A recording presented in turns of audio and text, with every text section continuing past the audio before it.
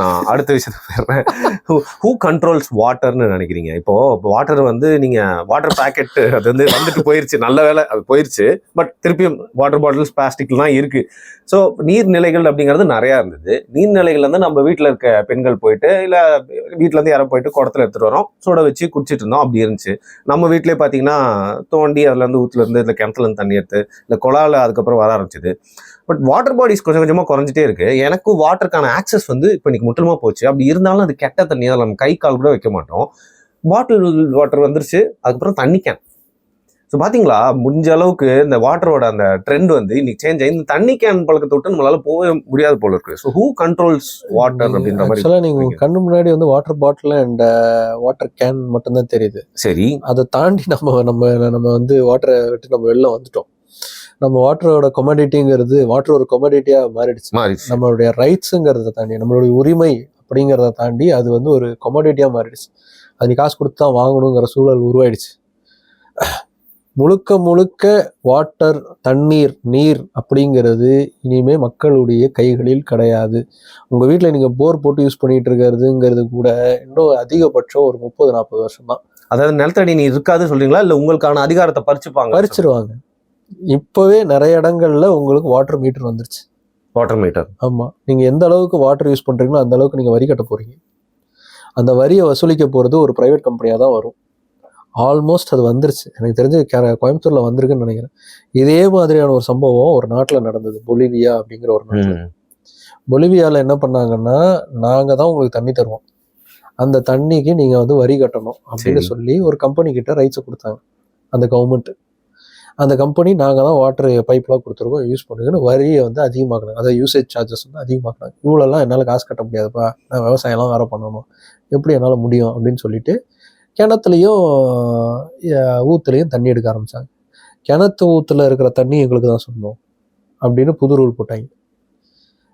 சரி, மழை பெய்யுதுல, மழையில் இருக்கக்கூடிய தண்ணியாவது குடிச்சுக்கலாம் அப்படின்னு மழை தண்ணியை பிடிச்சாங்க. அப்போவும் அந்த ஒவ்வொரு சொட்டு தண்ணி கூட எங்களுக்கு தான் சொந்தம்னு சொன்னாங்க. அதுக்கப்புறம் அது பெரிய புரட்சியாக வெடிச்சு அந்த கவர்மெண்ட்டே டாப்பிள் பண்ணி அந்த கம்பெனி அங்கேருந்து துரத்தி விட்டாங்க. அந்த கம்பெனிக்கு தான் இன்னைக்கு கோயம்புத்தூரில் ரைட்ஸ் கொடுத்துருக்காங்க. என்னங்க சொல்றீங்க? ஸ்கேரியா இருக்கு இந்த ஸ்டோரி. மேட் மேக்ஸ் படத்துல வர மாதிரி. இன்னும் கொஞ்சம் இது நான் படித்தது வந்து ஒரு ஆல்மோஸ்ட் ஒரு 4 years பிஃபோர் ரைட்ஸ் கொடுத்துருக்காங்கன்னு படிச்சுட்டேன். இப்போ என்ன ஸ்டேட்டில் இருக்காங்க? வாட்டர் மீட்டர் பற்றி நானும் அந்த செய்தி கண்ணு முன்னாடி வந்து போய் இல்லை, இப்போ வாட்டர் மீட்டர் வந்துருச்சு. நிறைய மெட்ரோபாலிட்டன்ஸில் வந்து வாட்டர் மீட்டர் வந்துருச்சு. நிறைய அப்பார்ட்மெண்ட்ஸில் நீங்கள் வாட்டர் மீட்டர் வந்து பார்க்க ஆரம்பிச்சிட்டிங்க. இப்போ அவங்க வீட்டில் அவங்களாம் என்ன நினச்சிட்டு இருக்காங்கன்னா, நம்ம யூஸ் பண்ணுற தண்ணிக்கு தானே காசு. முன்னாடிலாம் வந்து தண்ணிக்குன்னு மொத்தமாக காசு வாங்கினாங்க, மோட்டர் போட்டாங்க, சாம்பிளை போய் பிடிச்ச எல்லாருமே யூஸ் பண்ணுவாங்க. இப்போ நான் எனக்கு மட்டும் தானே, ஏன்னா நான் கம்மியா யூஸ் பண்ணா கம்மியா, எனக்கு அதிகமா யூஸ் பண்ணா அதிகமா. வலையில போயிட்டு ஆடு சிக்குதுன்னு தெரியல. ரொம்ப ஈஸியா இருக்கே, நல்ல வரி கட்டுறது சிம்பிளா இருக்கே அப்படின்னு தோணுது.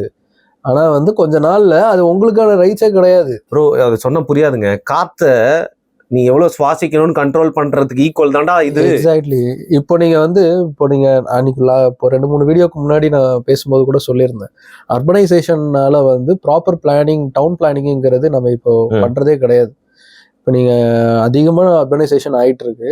வாட்டர் பாடிஸ்லாம் எது, அந்த வாட்டர் பாடிஸ்க்கு போக வேண்டிய பாத்துலாம் எது, அந்த பாத்துலாம் நம்ம எப்படி வந்து பாதுகாக்கணும், அதை தாண்டி நம்ம வந்து எப்படி வந்து அர்பனைசேஷன் ஆகணும், டெவலப்மெண்ட் அங்கங்கே பண்ணணும், அது கரெக்டாக அது ஆயிருக்கா, இது எல்லாமே செக்மேட் வைக்கிறதுக்கான ப்ராப்பர் சிஸ்டம்ங்கிறது இங்கே இல்லை. இருக்குது, எல்லாமே வந்து பேப்பரில் இருக்குது, இப்படி தான் வைக்கணும் அப்படி. ஆனால் அது கரெக்டாக பண்ணியிருக்காங்களா இல்லையா அப்படிங்கிற மெயின்டெனன்ஸ் பண்ணுறதுக்கான சரியான ஆட்கள், சரியான ஒரு சிஸ்டம்ங்கிறது இல்லை.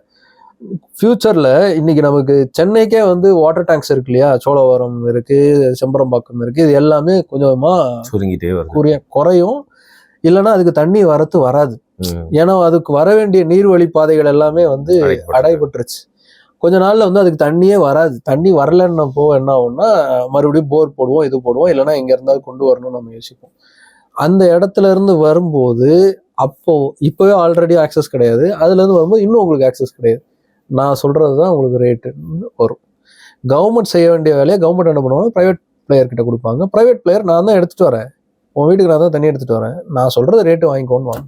கேட்டா கேளு. நான் குடிக்கிற தண்ணியை பத்தி கேட்டேன், நீங்க குளிக்கிற தண்ணிக்கே பிரச்சனை அப்படிங்கிறீங்க. அதுல அந்த தண்ணி கேன் கலாச்சாரம் இருக்குல்ல, அது பாத்தீங்களா? அது வந்து நான் இப்போ early 2000s ஏதோ ஒரு கார்ப்பரேட் ஆஃபீஸ்ல போனா அங்க வந்து கரெக்டா வச்சிருப்பாங்க. நான் ஹாஸ்டல்ல படிச்சேன். என் ஹாஸ்டல்ல தான் ஃபர்ஸ்ட் நான் தண்ணி கேனே பார்த்தேன். எங்க வீட்டுக்கிட்டலாம் அப்படி ஒரு கேன் வந்து காலி கேனுக்குள்ள பார்த்ததே இல்ல. இன்னைக்கு எல்லா தெருவுலயுமே ஒரு அயன் கடை அண்ணன் வந்து பாத்தீங்கன்னா பக்கத்துலயே தண்ணி கேனும் போர்வை பொத்தி போட்டு வித்துட்டு இருக்காரு. திருப்பி நம்மளால ரிவர்ஸ் பண்ணவே முடியாதுல்ல. முடியாது. இப்போ அவங்கெல்லாம் வந்து எங்கேருந்து எடுக்கிறாங்கன்னா, ஏதாவது தனியாக ஊற்று வரும், இல்லைன்னா ஏதாவது மெட்ரோ வாட்டரோட கனெக்ஷனில் ஏதாவது ஒன்று காசு கட்டி ஒரு டெண்டர் மாதிரி எடுத்து அவங்க பண்ணிட்டு இருப்பாங்க. இதுதான் நடந்துகிட்டு இருக்கு. ஆனால் இனிமேல் அவங்களுக்குமே வந்து இது மாறலாம். அவங்களும் ஒன் ஆஃப் த கம்பெனியோட எக்ஸிக்யூட்டிவ்ஸாக மாறலாம். நான் சொல்ல புரியுது அவங்க புரியுதுங்க. ஒரு பிகர் ஒரு 4 கம்பெனி இருக்காங்கன்னா 4 கம்பெனி தான் உங்க வீட்டுக்கு தண்ணி கொண்டு வந்து தருவாங்க. அவங்களுக்கு இல்லை வேலை செய்ய போற ஆட்களா அவங்க இருப்பாங்களே தவிர தொழில் செய்யற ஆட்களா அவங்க இருக்க முடியாது. எப்படி வந்து ஊபர் ஓலா வந்து ஆட்டோக்காரங்களை பிடிச்சாங்களோ அந்த மாதிரி வந்து அவங்க பிடிச்சிருவாங்க. எக்ஸாக்ட்லி. நிஜமாவே ஸ்கேரியா இருக்குது. வந்துரும். இது ஆனா வெகு தூரத்துலலாம் இல்ல, ஜஸ்ட் லைக் தட். ஆல்மோஸ்ட் 20-30 இயர்ஸ்ல நீங்க அதை பார்க்கலாம். இனிமே உங்களுக்கு தண்ணி உங்களுக்கான உரிமை கிடையாது. உங்களுக்கான உரிமைங்கிறது நிலம், உணவு, இது 2 தான். அது உணவுலேயே இப்போ ஏகப்பட்டது இப்போ பேசிட்டோம். நீ என்ன இப்போ ஒன்றும் இல்லை. கர்நாடகாலலாம் பார்த்தீங்கன்னா இதில் உத்தரப்பிரதேஷ் கர்நாடகாலலாம் வந்து மதிய உணவு திட்டத்தில் முட்டை போடக்கூடாதுன்னு பஞ்சாயத்து பண்ணிட்டு இருக்கேன். முட்டை சாப்பிடக்கூடாது, முட்டை வந்து வெஜிடேரியன் இல்லை அப்படின்னு. வெஜிடேரியன்லாம் இல்லடா, ஆனால் ஏன்டா நாங்கள் சாப்பிடக்கூடாது? ஏன்னா நாங்கள் இது வந்து இந்த வெஜிடேரியனாக இருக்கிறவங்க மட்டும், நான் வெஜிடேரியன் உணவுங்கிறது ஸ்கூலில் இருக்கக்கூடாது அப்படின்னு சொல்கிறேன். யார் சொல்கிறா? நீ எதுக்கு சொல்கிற? நான் இங்கே மெஜாரிட்டியாக என்ன சாப்பிட்றாங்க அதுதானே சாப்பிடணும். நீ முட்டை சாப்பிடக்கூடாதுன்ற, நீ முட்டை சாப்பிடக்கூடாது அப்படிங்கிற ஸ்டேஜ் தான் வருது. உத்தரப்பிரதேசில் 3-4 இடத்துல வந்து ஸ்கூல்ஸே வந்து அடித்து உடைச்சிருக்காங்க.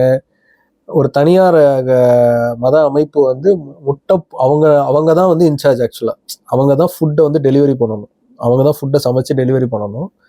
அவங்க வந்து நாங்கள் முட்டை கொடுக்க மாட்டோம் அப்படின்றாங்க. பட் WHO க்ரைட்டீரியா படியே குழந்தைகளுக்கு ஊட்டச்சத்து அதிகமாக இருக்கக்கூடிய உணவு கிடைச்சாகணும். அந்த உணவு கிடைக்கணுங்கிறதுக்காக தான் நம்ம ஊர்லலாம் கூட முட்டை போடுறாங்க. எக்கு அந்த ப்ராப்ளத்தை சால்வ் பண்ற மாதிரி மற்ற உணவால அதை வந்து ஃபில் பண்ணவே முடியாது. அது ஈஸியான ப்ரோட்டீன், மாஸ் ப்ரொடக்ஷன் பண்ண முடியும் உங்களால. குழந்தைக்கு தேவையான எல்லா ப்ரோட்டீனும் அதுல இருக்கு. குழந்தை வந்து 1 வயசு ஆனாலே வந்து நீங்க முட்டை கொடுங்க நல்லா வளருவா அப்படின்னு தான் சொல்லுவாங்க. அப்படிப்பட்ட முட்டையை வந்து நீங்க வந்து சாப்பிடக்கூடாது, ஏன்னா அது வந்து நான் வெஜிடேரியன் அப்படின்னு சொல்லி தடை செய்யறாங்க. நான் என் தட்டில் என்ன உணவு வரணுங்கிறதே ஒரு சில பேர் தான் டிசைட் பண்ணணும்னு வரும்போது, ஸோ உணவுக்கான உரிமையும் உங்களுக்கு போச்சு. நிலம் மட்டும்தான் உங்களுக்கு இருக்கு. அதுவும் எவ்வளோ நாளைக்கு இருக்குன்னு தெரியல. அந்த அரசாங்கத்தோட முட்டை விளம்பரம் ஃபர்ஸ்ட்லாம் நிறைய வரும், பார்த்துருக்கீங்களா? காலையில மாலையில சாப்பிடுங்க. வரதே கிடையாது. இப்போ நீங்க கரண்டா ஒரு 15 இயர்ஸா நீங்க பாத்தீங்க அப்படின்னா, எதெல்லாம் வந்து அதிகமாக சாப்பிடக்கூடிய உணவாக இருக்கோ அது எல்லாத்துக்குமே ஏதாவது ஒரு வகையில் வந்து ஏதாவது ஒரு சாயம், அது மத சாயமாக இருக்கலாம், இல்லை கம்யூனல் சாயமாக இருக்கலாம். அந்த இல்லை ஒரு புரளியை கிளப்பி விடுறது, புரளி வரும். இதெல்லாம் இப்போ ரீசெண்டாக முட்டையை பற்றி புரளியை கிளப்பி விட்டு வந்துச்சு. இதெல்லாமே வந்து எதுக்குன்னா சாப்பிடாம தடுக்கணும் அப்படின்னு. இப்போ நான் ரீசெண்டாக வந்து உங்கள் சேனலில் கூட இன்டர்வியூ எடுத்து பார்த்துட்டு இருந்தேன். ஒரு வேகன் ஒருத்தர் வந்து அடிச்சு தொச்சுக்கிட்டு இருந்தீங்க. இல்ல நான் பார்த்து ரசிச்சுக்கிட்டு இருந்தேன். அந்த மாத்திரை எடுத்தால அடப்பாய் தப்பு பண்ணிட்டியடா, ஐயோ முடிச்சு விட்டாடு காட்டுங்க, பாரி போட்டு பொழந்துட்டாங்க. அவங்கெல்லாம் எப்படின்னா இதை சாப்பிடக்கூடாது, சாப்பிட்றது வந்து நீ வந்து மனுஷனே கிடையாது அப்படிங்கிற ஸ்டேஜுக்கு, புனிதத்தன்மை, நான் வந்து ரொம்ப ஒரு ஹோலி அப்படின்னு காட்டிக்கிறதுக்காக ஒரு ஃபுட்டு ஒரு டூலா யூஸ் பண்றது, இது எல்லா காலத்துலயுமே அது நடந்திருக்கு. இப்போ நீங்க ஒரு சில கம்யூனிட்டிஸ் பாத்தீங்கன்னா நாங்க இந்த ஃபுட்டை தான் சாப்பிடுவோங்க, இதை தாண்டி நாங்க சாப்பிட மாட்டோம். ஐயோ கார்லிக்கா நாங்க அதை சேர்க்க மாட்டோம், நாங்க இதை பண்ண மாட்டோம், நாங்க இதெல்லாம் தான் போட்டு பண்ணுவோம். கார்லிக்கும் சேர்க்க மாட்டோம், கார்லிக் சாப்பிட்றவங்க எங்க கேட்டட் கம்யூனிட்டிக்குள்ளேயும் சேர்க்க மாட்டோம் அப்படிங்கிற மாதிரி அந்த மாதிரியான விஷயங்கள்லாம் ஏன் வருதுன்னா அது வந்து ஒரு ஒன் கைண்ட் ஆஃப் டிஸ்கிரிமினேஷன் தான். அது எல்லாமே காலத்துக்கு ஏற்ற மாதிரி மாறும். இப்போ பீஃப் சாப்பிடக்கூடாதுன்னு இவ்வளவு பஞ்சாயத்து பண்றாங்க.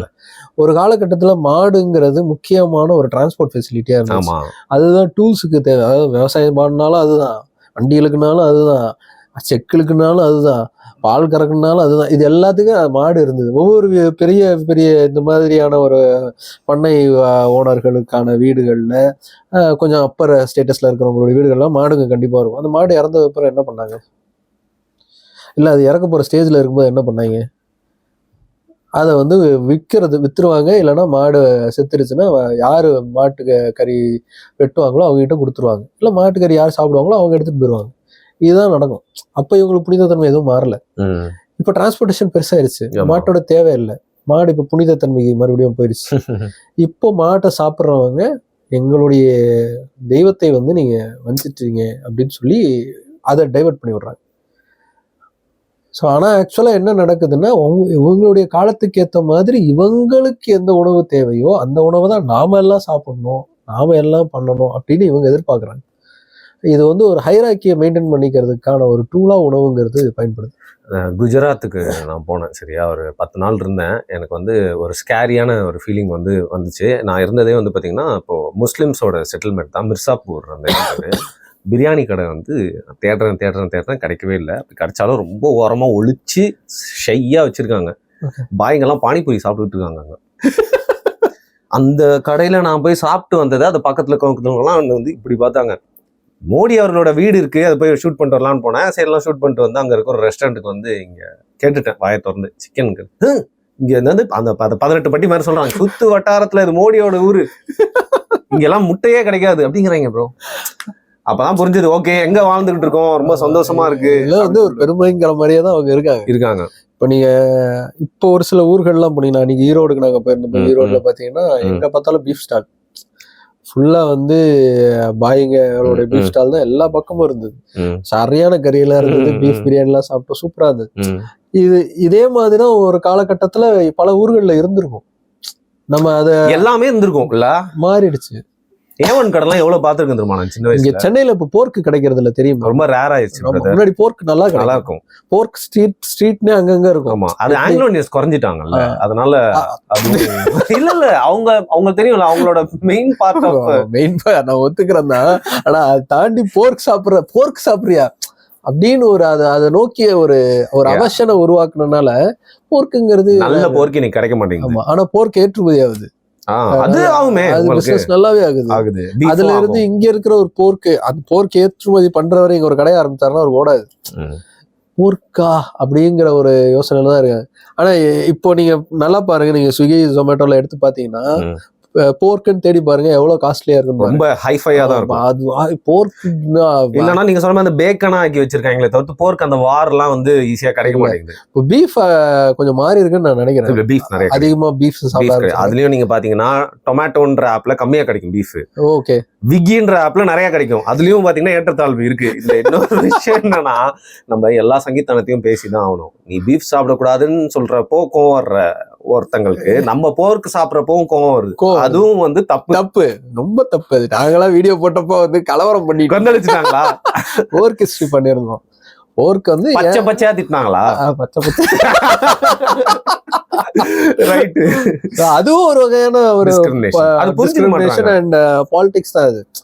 சரி, நான் சாப்பிட்றேன் அப்படியே இதெல்லாம் எங்களுடைய புனித நூல் இதுக்காக தான் அதை சொல்லியிருக்குன்னு நாமளா ஒண்ணு யோசிச்சு எதுவும் பேசக்கூடாது. அவன் எழுதுனவனும் வந்து மனுஷன்தான், எழுதுனவனும் சாப்பிட்டுக்கிட்டு இருந்தா அதுக்கப்புறமா அதுக்கு ஒரு புனிதமா மாறிட்டு அவன் எழுதி வச்சிருக்கான். அவன் பியூரிட்டானா எழுதி வச்சுட்டாங்கிறதுக்காக நான் ஃபாலோ பண்ணணும்னு அவசியம் இல்லை. இதே மதத்துக்கு மாறின ஒரு சில ஊர்ல பாத்தீங்க, இப்போ ஃபார் எக்ஸாம்பிள் வந்து நான் அதுலயே வீடியோல சொல்லியிருப்போம். இப்போ ஒரு குறிப்பிட்ட மதம் இருக்குன்னு வச்சுக்கோங்க, அந்த மதம் வந்து இந்த உணவு சாப்பிடக்கூடாது, பீஃப் சாப்பிடக்கூடாது அப்படின்னு சொல்லுது. அப்படின்னா அந்த மதத்துக்கு மாறின இன்னொரு ஊரை சார்ந்த ஒரு நாட்டை சார்ந்த ஒருத்தன் அங்க வந்து என் உடம்புக்கு சூடு வேணும்ப்பா, கொழுப்பு வேணும், அதுக்கு நான் பீஃப் போர்க்கு இதெல்லாம் சாப்பிட்டு தான் ஆகணும் அப்படின்னா சாப்பிடுவான், சாப்பிடதான் செய்யறான். மது கூடாதுன்னு ஒரு மதம் சொல்லுது, பல மதங்கள், எல்லா மதங்களும் மது கூடாதுன்னு சொல்லுது. ஆனா மதுங்கிறதுல ஒயினுங்கிறத அக்செப்ட் பண்ணிக்கிறேன். ஒயினை குடிக்கக்கூடிய மதம் இருக்கு. அவங்களுடைய புனித நாளன்னைக்கு அவங்க மாசத்துக்கு ஒரு நாள் வந்து ஒயின்னு நினைச்சு இங்க உள்ளூர்ல வேற குடிச்சிட்டு இருக்காங்க. அங்கெல்லாம் பாத்தீங்கன்னா ஒயின் தான் குடிக்கிறாங்க. அது இது வேஸ்ட் குடுக்குறாங்களே, அது ஒயினே இல்ல, ஆனா ஒயின் தான் அங்க குடிக்கிறாங்க. நான் ஹோலி கம்யூனியன் எடுக்கிறது நிறுத்ததுக்கு காரணமே அதுதான். அவங்களுக்கு அது ஒயின் இல்லடா. காலையில குளிரா இருந்ததுன்னா ஒரு கட்டிங்க போட்டாதான் அவங்களுக்கு வந்து தேரும். அதனால வந்து குடிக்க மாட்டேன்னு இது சொல்லுது, புனித நூல் சொல்லுதுன்னு அவங்க சொல்லல, அதுக்கு அவன் பழகிட்டான்ல. அது மாதிரி உன்னுடைய மதம் என்ன, உன் மதம் வந்து இதை சொல்லுது, ஒழுங்காயிரு, டெய்லி வந்து வேண்டு, கடவுள் சொன்னதை காப்பாத்து அப்படிங்கறது அதோட முடிஞ்சு போயிடணும். நீ இதை சாப்பிட்டுட்டு இருக்கியா, ஐயோ அப்படிலாம் பேசக்கூடாது. நான் சாப்பிட்டுக்கிட்டே அதை நான் ஃபாலோ பண்றேன்னா விட்டுறணும், அது தப்பு நீ பேசுறது, அவ்வளவுதான். ரைட். இப்போ அதுல வந்து முக்கியமான நபரே என்ன சொல்லிட்டாரு, வாயில இருந்து வெளில வர்றதை தான் உள்ள போட முடியாது, வாய்க்குள்ள போறது வெளில வந்துரும் அப்படின்னு எல்லாத்தையும் முடிச்சு விட்டு போயிட்டாரு. இவங்க இன்னும் அதை வச்சு அரசியல் பண்ணிட்டு இருக்காங்க. எல்லா மதத்திலுமே இருக்கு. சோ எல்லாம் இப்ப இவங்க நீங்க சொன்னதுதான், பீஃப் சாப்பிடும் போது கோவப்படுறாங்க அப்படின்னு இவங்க எந்த அளவுக்கு பண்றாங்களோ அதேதான் இவங்க போர்க்குக்கு வருது. போர்க்கு பக்கத்துல கடை இருந்ததுன்னு இவங்க டென்ஷன் ஆயிடுறாங்க. அந்த ஏரியால மத்தவன் போர்க் சாப்பிடதானே செய்வான், அது தடுக்கிறதுக்கு உங்களுக்கு உரிமை கிடையாதுல்ல. போர்க் நீங்க சாப்பிடுறது இப்ப நீங்க எத்தனை பேரு பார்ட்டி டேக்கர்ஸா இருப்பாங்க. ஆமா, அவங்க மொத்தமா ஆர்கனைஸ் பண்ணக்கூடிய அதே மதத்தை சார்ந்தவங்க அதை ஒரு தொழிலாளவே செஞ்சு பண்ணிட்டு இருக்காங்க. அது வந்து தப்புன்னு சொல்லி அவங்களுடைய மதம் சொல்லுது, ஆனா அவங்க அதை ஃபாலோ பண்ணிட்டு தான் இருக்காங்க. ஹிப்போக்ரசியும் இருக்கு, டிஸ்கிரிமினேஷனும் இருக்கு. இது ஏன்னா உணவு ஈஸி, என்னடா இதை போய் சாப்பிடுற அப்படின்னு சொல்லிட்டு போயிடலாம், அதுக்காக தான், வேற. ரைட். ஸோ நான் விட்டா அவங்க கூட பேசிட்டே இருப்பேன் போல இருக்கு இந்த சப்ஜெக்ட் பத்தி. ஏன்னா சப்ஜெக்ட் வந்து சம் மேட்ரு. பிக் பேங் பொங்கலுக்கும் நீங்க வந்து தேவைப்படுறீங்க அப்படிங்கறதுனால உங்களை வந்து ரிலீவ் பண்ணிடுறாங்க. அதுக்கு முன்னாடி வந்து